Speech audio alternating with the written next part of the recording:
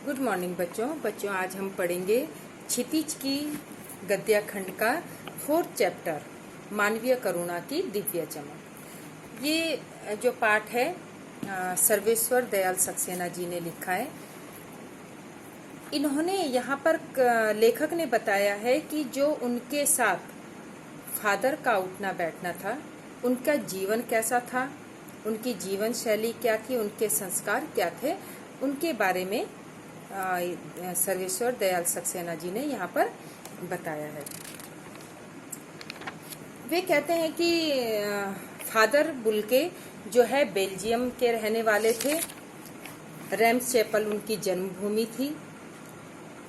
वे engineer थे, लेकिन बाद में कुछ समय बाद उनके मन में क्या आया, संन्यास लेने का विचार आया। तो उन्होंने जब संन्यास लेने की इच्छा जाहिर की, अपनी माँ को सबसे पहले उन्होंने बताया था कि मैं संन्यास लेना चाहता हूँ। तो उनकी माँ को बहुत दुख हुआ था, लेकिन जब उन्होंने जिद की तो उनकी माँ मान गई और उन्होंने उनको आज्ञा दे दी।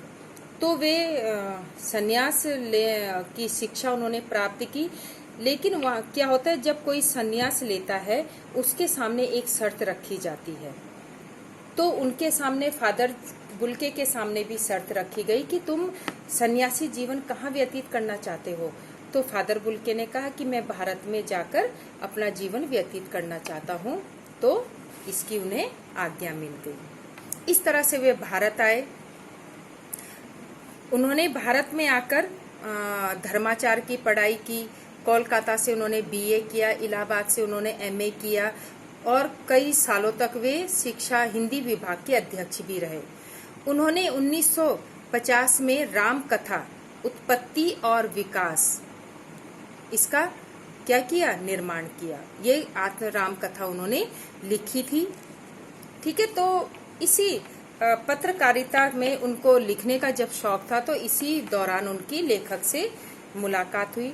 तो लेखक ने कहा कि उनका जो स्वभाव था बहुत ही अच्छा था, उदार था। वे हर किसी के साथ एक परिवार के सदस्य की तरह रहते थे और किसी को भी दुखी नहीं देख सकते थे। हर किसी के दुख में शामिल होते थे, खुशियों में शामिल होते थे। अंत समय में क्या हुआ, फादर बुल्के को कैंसर की बीमारी हुई। ठीक है, उनके एक फोड़ा हुआ जो कैंसर का रूप बन चुका था। तो उनकी जो है अंतिम समय में बहुत दर्दनाक मृत्यु हुई। तो लेखक को बहुत दुख होता है कि जो इंसान इतना अच्छा है, जिसने हमेशा लोगों का भला किया, उसकी आखिर इतनी दर्दनाक मृत्यु क्यों हुई, आखिर उन्हें कैंसर क्यों हुआ। ठीक है, तो ये उनका दुख था। तो वे कहते हैं कि फादर बुल्के ने हमेशा साधु का जीवन व्यतीत किया। वे एक साधु की तरह रहते थे, लेकिन लोगों के यहाँ आना जाना, उनके दुख सुख में रहना, ये सब वे करते थे। जब लेखक के लड़के का अन्नप्राशन था, उस समय भी फादर बुल्के उनके घर गए। उन्होंने प्यार से उसको आशीर्वाद दिया। ठीक है, तो जिससे लेखक को बहुत अच्छा लगा था। लेखक ने यहाँ पर बताया है कि फादर बुल्के सिर्फ बाहरी तन से सन्यासी लगते थे, लेकिन मन से वे बिल्कुल सन्यासी नहीं थे। वे जिसके साथ एक बार रिश्ता बना लेते थे तो उसे तोड़ते नहीं थे। ठीक है, तो जब भी वे दिल्ली आते थे, लेखक का कहना है कि जब भी वे दिल्ली आते तो वे मुझसे मिलने जरूर आते थे। उनको हिंदी भाषा से बहुत लगाव था और उन्होंने अपने जीवन काल में हमेशा कोशिश की कि हिंदी को आगे बढ़ाया जाए। लेकिन जो लोग हिंदी की उपेक्षा करते थे, उनसे उन्हें बहुत दुख होता था। वे कहते थे कि जिस हिंदुस्तान में उन्होंने जन्म लिया है, जो उनकी मातृभाषा है, लोग उसी को बोलने से शर्माते हैं। तो ये उनके दुख का बहुत बड़ा कारण था। लेखक कहते हैं कि आज वह नहीं है। ठीक है, आज दिल्ली में बीमार रहे और पता नहीं चला। वे दिल्ली रहे, बीमार रहे, लेकिन लेखक को इसका पता नहीं लगा। ठीक है, जब उन्होंने 18 अगस्त 1982 की सुबह 10 बजे का समय था, दिल्ली के कश्मीरी गेट के कलसन कब्रगाह में उनका ताबूत एक छोटी सी नीली गाड़ी से उतारा गया। कुछ पादरी और परिजन उनके साथ उनकी कब्रगाह में उतरे।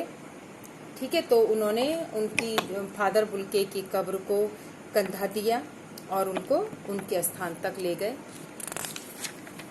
जब लेखक ये सब दृश्य देख रहा था तो उसने मन में सोचा कि जब फादर बुल्के ने संन्यास लिया था तो क्या उन्होंने सोचा होगा कि जब मेरी मृत्यु होगी तो मेरी मृत्यु के समय इतने सारे रोने वाले लोग रहेंगे।